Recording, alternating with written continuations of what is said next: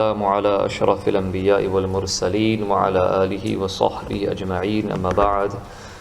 درود شریف کا نذرانہ پیش کریں۔ اللہم صلی علی سیدنا و مولانا محمد معدن الجود والکرم وآلہ وصحبہ وبارک وسلم۔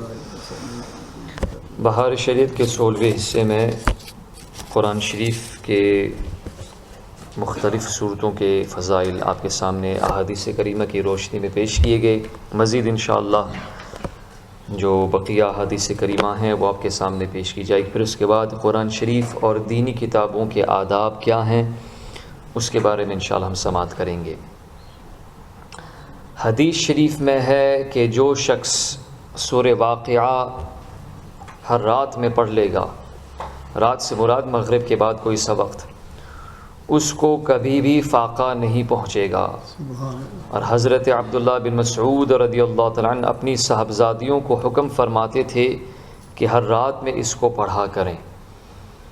حدیث شریف میں نبی کریم صلی اللہ علیہ وسلم نے ارشاد فرمایا کہ کیا تم اس کی استطاعت نہیں رکھتے کہ ہر روز 1000 آیتیں پڑھا کرو؟ لوگوں نے عرض کی کہ اس کو کون استطاعت رکھتا ہے، اس کی کون استطاعت رکھتا ہے کہ ہر روز 1000 آیتیں پڑھا کرے؟ فرمایا کہ اس کی استطاعت نہیں کہ الحاکم التکاثر پڑھ لیا کرو، یعنی جو شخص سورہ تکاثر پڑھے گا تو اللہ تعالیٰ اسے 1000 آیتیں پڑھنے کا ثواب عطا فرمائے گا۔ حدیث شریف میں ہے کہ کیا تم اس سے عاجز ہو کہ رات میں تہائی قرآن پڑھ لیا کرو؟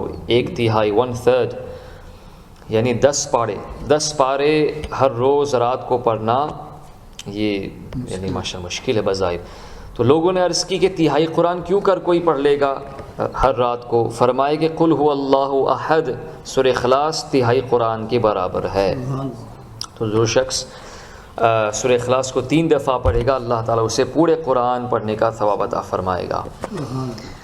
حدیث شریف میں ہے کہ سورہ زلزال اذا زلزلت الارض زلزالہ، یہ نصف قرآن، آدھا قرآن کے برابر ہے۔ اور قل هو اللہ احد سورہ اخلاص تہائی قرآن کے برابر، اور سورہ کافرون قل یا ایھا الکافرون 1/4 کے برابر ہے۔ حدیث شریف میں ہے کہ جو ایک دن میں 200 مرتبہ قل هو اللہ احد پڑھے گا اس کے 50 برس کے گناہ مٹا دیے جائیں گے، مگر یہ کہ اس پر دین ہو، قرض ہو، کیونکہ قرض چونکہ حقوق العباد کے ساتھ اس کا تعلق ہے تو اللہ تعالیٰ اس کو معاف نہیں فرمائے گا۔ جو شخص سوتے وقت بچھونے پر داہنی کروٹ لیٹ کر 100 مرتبہ قل هو اللہ احد پڑھے، قیامت کے دن اللہ تعالیٰ اس سے فرمائے گا اے میرے بندے اپنی داہنی جانب جنت میں چلا جا۔ سبحان اللہ۔ تو ہم بھی نیت کریں انشاءاللہ کہ ہاں اگر آنکھ لگ جائے کوئی بات نہیں، آپ کی نیت تو تھی تو انشاءاللہ اللہ تعالیٰ اس نیت کا بھی ثواب عطا فرمائے گا۔ نبی کریم صلی اللہ علیہ وسلم نے ایک شخص کو قل هو اللہ احد پڑھتے ہوئے سنا تو فرمایا کہ جنت واجب ہو گئی۔ کسی نے پوچھا یا رسول اللہ صلی اللہ علیہ وسلم قرآن میں سب سے بڑی سورت کون سی ہے؟ فرمایا قل هو اللہ احد۔ اس نے عرض کی قرآن میں سب سے بڑی آیت کون سی ہے؟ فرمایا آیت الکرسی، اللہ لا الہ الا هو الحی القیوم۔ اس نے کہا یا رسول اللہ کون سی آیت آپ کو اور آپ کی امت کو پہنچنا بہت زیادہ محبوب ہے، یعنی اس کا فائدہ اور ثواب؟ فرمایا سورہ بقرہ کے خاتمے کی آیت، یعنی آمن الرسول، اس کے بعد تک کہ وہ رحمت الہی کے خزانے سے عرش الہی کے نیچے سے ہے۔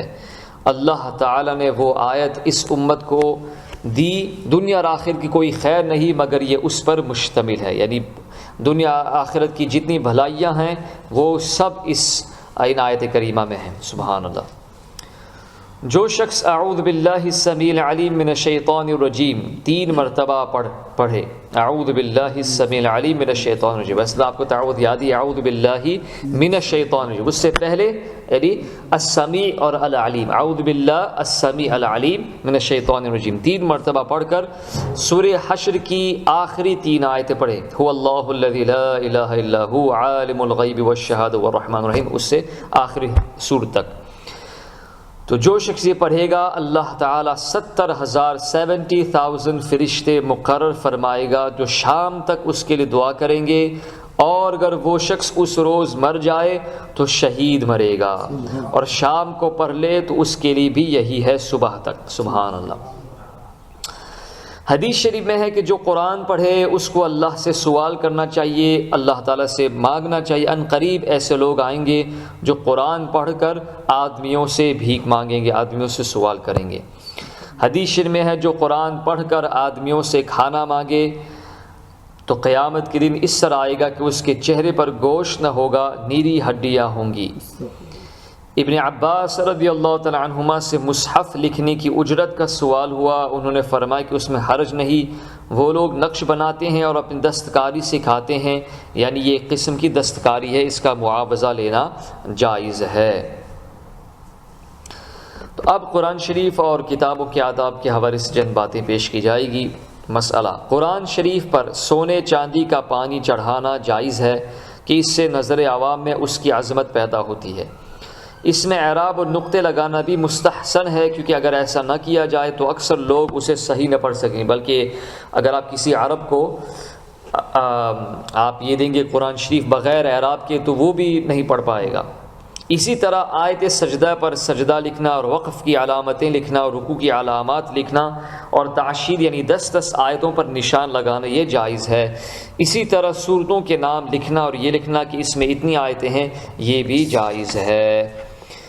اس زمانے میں قرآن شریف کے تراجم جو ترجمے بھی چھاپنے کا رواج ہے، اگر ترجمہ صحیح ہو، سنی صحیح العقیدہ کے عقیدہ اہل سنت کے موافق ترجمہ ہو تو قرآن شریف کے ساتھ طبع کرنے میں حرج نہیں، اس لیے کہ اس سے آیت کا ترجمہ جاننے میں سہولت ہوتی ہے، مگر تنہا ترجمہ طبع نہ کیا جائے۔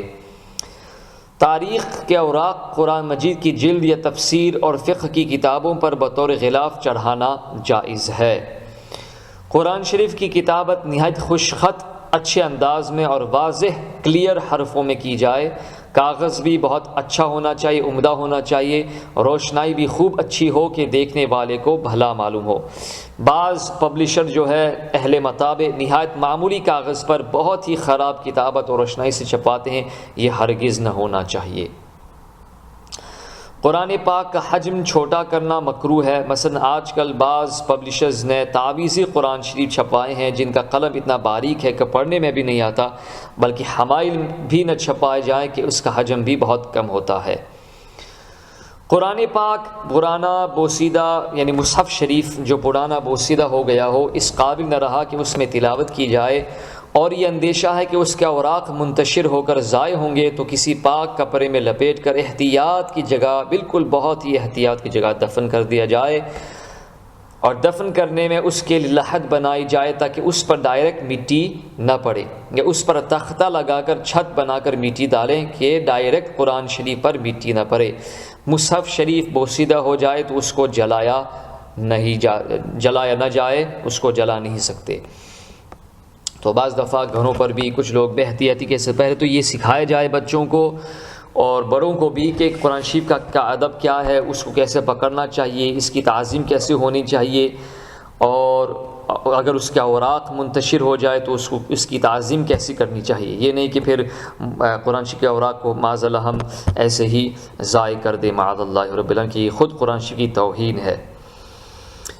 لغت و نحو و صرف کا ایک مرتبہ ہے، ان میں ہر ایک کی کتاب کو دوسرے کی کتاب پر رکھ سکتے ہیں، یعنی لغت ڈکشنری ہو گئی، نحو صرف کی جو عربی گرامر کی کتابیں ہوں گئی، ان کا ایک مرتبہ ہے، تو یہ کتابیں ایک دوسرے پر رکھ سکتے ہیں۔